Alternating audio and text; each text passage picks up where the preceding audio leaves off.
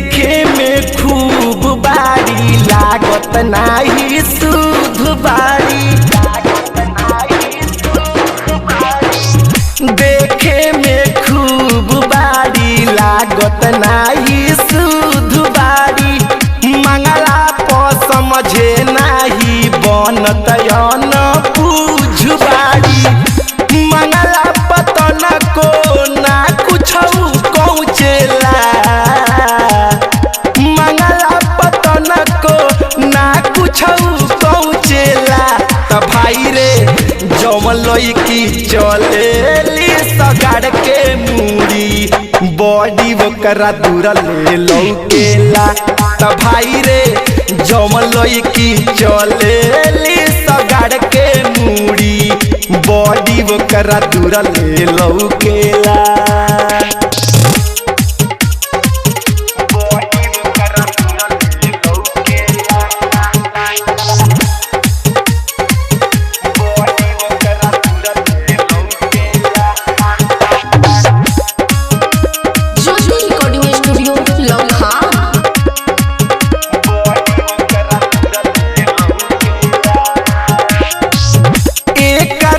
खूबी बारे मारत रोज डूबी बारे।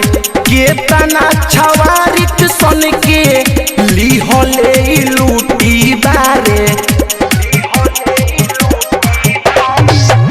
एकरा में खूबी बारे मारत रोज डूबी बारे। केतना छवारित सन के लिहले लूटी बारे।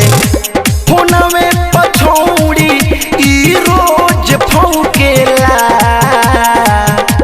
फोनवे पछौड़ी ई रोज फौकेला। त भाई रे जौन लईकी चलेली सगाड़ के मूड़ी बॉडी ओकरा दूरा ले लौकेला। त भाई रे जौन लईकी चलेली सगाड़ के मूड़ी बॉडी ओकरा दूरा ले लौकेला।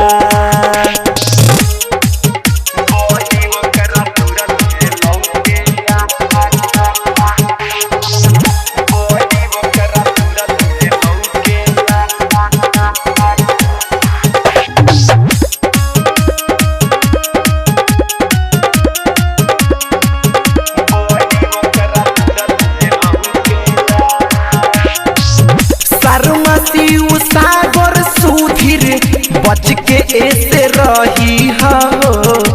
पप्पू असीक सुना लभ जनी करी हो। शर्मशिव सागर सुधीर बच के ऐसे रही हो। पप्पू असीक सुना लभ जनी करी हो। मिले खातिर जो दीने में पहुँचेला। मिले खातिर जो दीने में पहुँचेला। त भाई रे जौन लईकी चलेली सगाड़ के मूड़ी बॉडी ओकरा दूरा ले लौकेला। त भाई रे जौन लईकी चलेली सगाड़ के मूड़ी बॉडी ओकरा दूरा ले लौकेला। देखे में खूब बारी लागत नाही सुध बारी।